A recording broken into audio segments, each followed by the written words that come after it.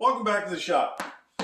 I'm working on a kitchen here and I want to show you some of the nuts and bolts on how to work on putting hinges on your doors. And I want to kind of make this as simple as possible. This is something that if you don't use it a lot, it can be kind of confusing. So basically for cabinetry like this European construction, you need a hinge plate and you need a hinge. And they work by clipping together. This is a Salice right here. And they hook in right here. There's two little pins right there. And they hook into this little bar like that. And it clicks into place. And to release it, it's just push down on that lever and off it pops. So it goes back in, clicks in place like that. The Blum works very similar. It's got a same thing, a little bar there, hooks into that and clicks in the back and lever up again to pull it loose. They're pretty well the same as far as that goes. There are different heights of plates. So this is called a 0 mil. This is a 3 mil. And this is a 9. Okay, so these are the three most common. These two are going to be predominantly the ones that get used the most. If you're using 3/4 construction, you use this right here, a 0. If you're using 5/8, you're using a 3. The 9 gets used because it's an overlay for like a 3/8 overlay, or you can use this with a 3/8 overlay hinge to make an inset. This one doesn't get used that often. I'm just going to put that aside, but I'm going to focus on these two right here. In my shop, I don't like to carry all these different types because they end up getting mixed up. So you'll end up putting a 3 on a 0 and a 0 on a 3 and so on like that. So I just keep this right here, zeros in the shop. And I use it for either 5/8 or 3/4 construction. And all I do is I just readjust the boring on here. So that meaning what is left over after you've drilled out the cup here. So if I'm doing 5/8 construction, I want roughly about 1/8 of an inch or a 3 mil left over here after the cup.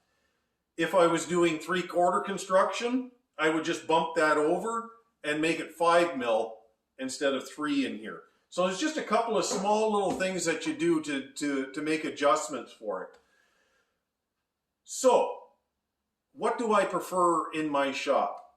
Well, like I said, I use Salice in my shop, and I'm not adverse to Blum. I used it for years, and there are some applications in the shop that I still use it because they make some oddball hinges, which I really like, and they work well.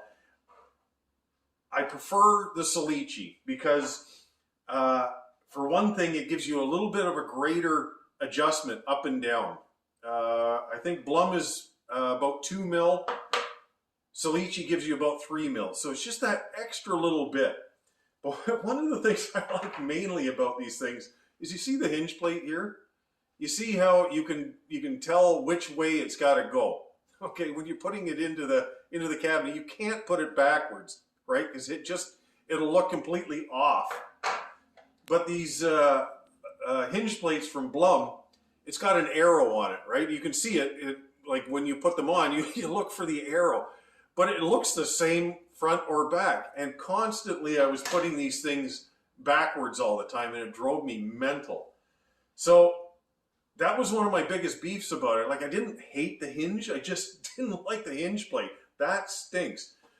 So I switched over to Salice, and here's the other reality is they are a little bit cheaper to buy if you're buying them in bulk. And I find that I have, as far as reliability, I never have a problem with these things in the sense with customers coming back and saying, "Oh, I've had a damaged hinge." So that's my reasoning behind that. But my biggest thing is this: the 3 mil or the 0 mil. And I'm going to show you how I work that in the shop here with my boring and the adjustment on how to adjust these things and the reasons why I do it. Anyways, I'll take you along. I'm going to run some pieces through my boring machine, and I'm going to run it through a drill press setup, and I've got a Kreg jig setup. So there's 3 ways to do it. One here, where at my shop, I can do it professionally with a Blum boring machine. But short of that, if you're doing it on a regular basis, do it on a drill press, and I'm going to show you how to do that. And if you're only drilling a handful of holes for just, let's say, one job, the Kreg jig works actually really good, and I'll show you how to work that thing. So I'm going to drill some holes, and I'll show you how I do it. All right, so I'm going to bore the door. I do a 3-inch center, a 3-inch center from the bottom, and a 3-inch center from the top. And my offset from the back to the start of that cup is 3 millimeter, or 1/8 of an inch. So that's what I've always set up for whatever I'm doing as far as any of my European hinges. I'm going to show you, because I'm going to be doing the insert hinge here, I'm going to show you how easy it is, and the reason why larger companies, and I'm not one of them, I can tell you that, but they use this type of a machine for it.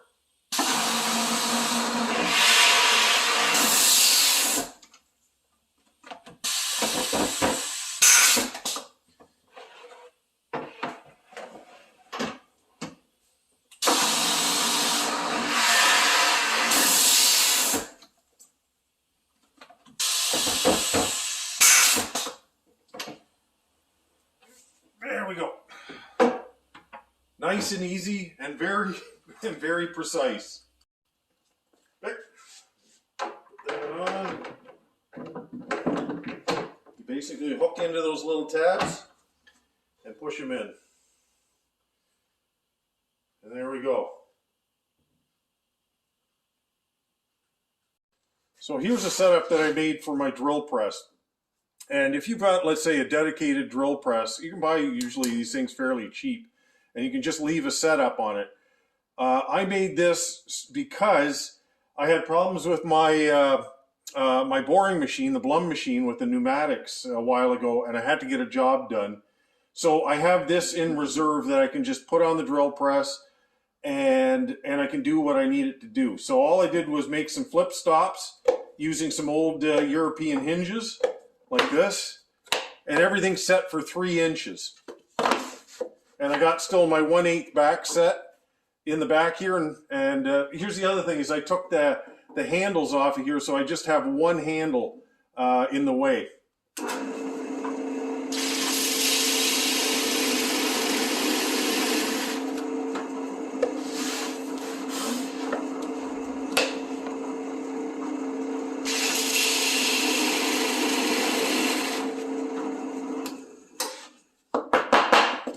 There we go.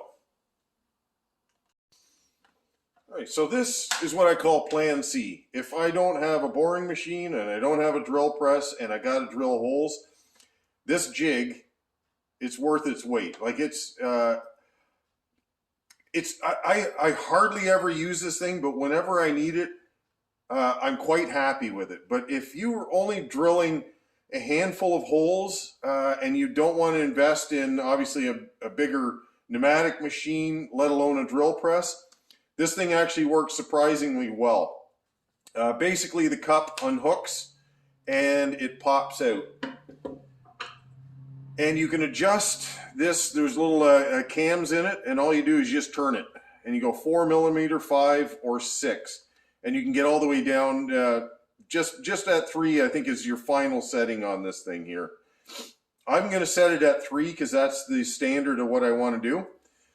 Right along this, you've got a tape measure, and it's in metric and imperial. Now, my offset is always 3 for all my doors, and I just put a little bit of magic marker on it so that I can see that line, because I find in the blue you really don't see it. So I just kind of put the marker on there just to denote where I'm at. So it's basically put it onto here, line up that line. And I remember when I first did this, I'm going, well, how accurate is that? And I'm going, oh, well, actually, surprisingly it is. Like, I drilled my first hole, I measured it to the center, and it was like right bang on. So that's pretty encouraging in itself there. So all you do is you take this, and pop this into the jig and just push it in tight like that. And you'll see it locks in at that point right there. So I hold this up, go to my 3-inch mark.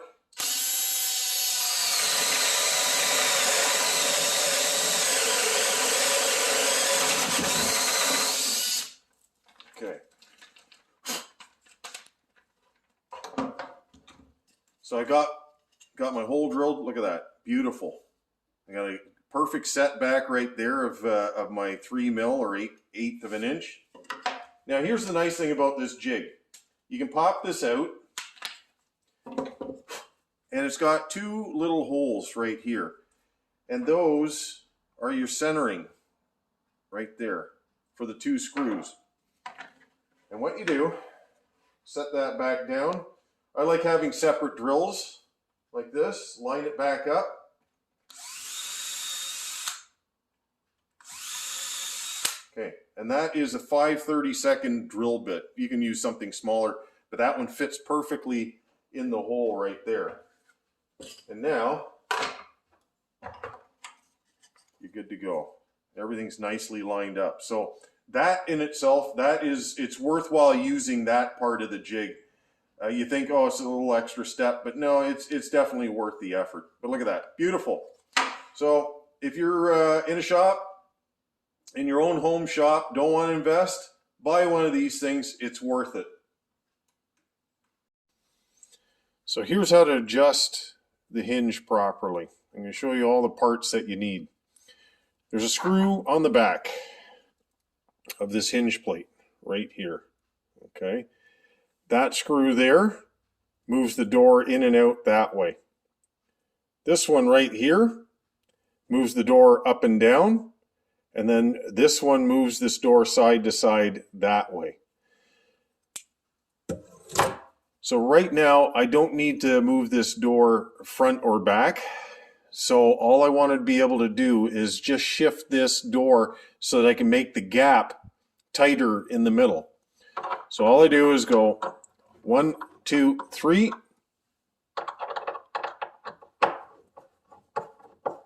There we go. So 3 turns of that screw is all I need to do to close up my gap. So here we go. Nice even gap all the way down. That's what you want. So you want to mount your hinge plates on your cabinets. There's a few different ways to do it. You can make a jig. This is the best thing that you could ever do when you're doing anything like with the multiples, and especially if you're building a kitchen or custom cabinets, is you make yourself a jig. Because it's pretty standard for all the companies, Blum, Salice, Grass, whatever you're using, the offsets are always going to be the same. The center lines for these screws here is 32 millimeter. And that's a standard, like for the boring here, for hinges, whatever it is, it's always going to be 32 millimeter. The offset back to where these screws go, so if that thing is going to be mounted right there, like that, is 36 millimeters.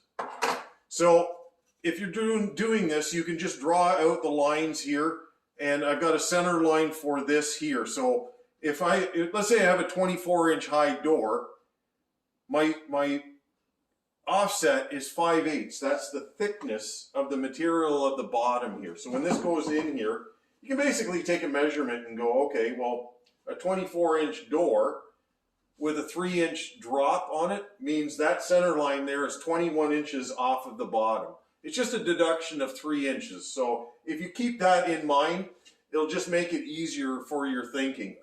So same thing here with a 30-inch high door. From the bottom here, 27 inches, and I've got my center lines like that. So you can do it this way. You just basically take a clamp it on, drill your holes, and away you go. Another way to do it is put a stop on this, and I prefer that, to be quite honest.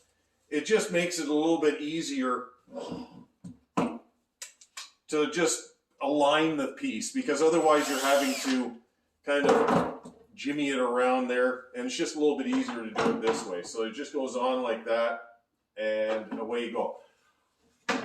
I prefer to do all my hardware laying down on a bench. So I'll drill all my holes and do them all at once lying on the bench. So this is a jig I have it works for upper gables and for lower gables.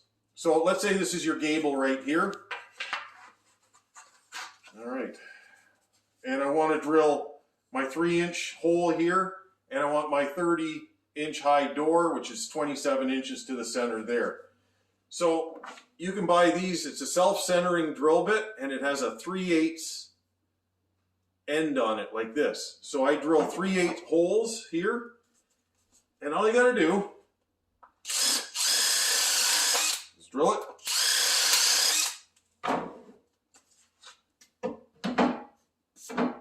And then you put your hardware on it like that and just get screwed in. It's so much easier because you can do it on a bench. Everything lays flat. You can put your hardware on, and you're not having to bend down or inside of a cabinet, because I find that especially as you get older, it's not easy to contort inside of a cabinet.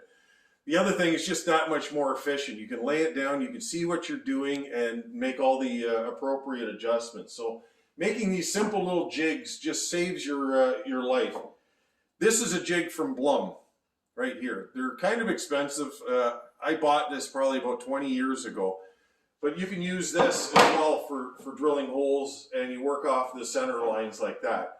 I use this if I have to do an oddball door, like that's where it comes in handy. But it also works great for like making these types of jigs, because then you can just draw it on, drill your holes, and away you go. So you can constantly custom make your jigs.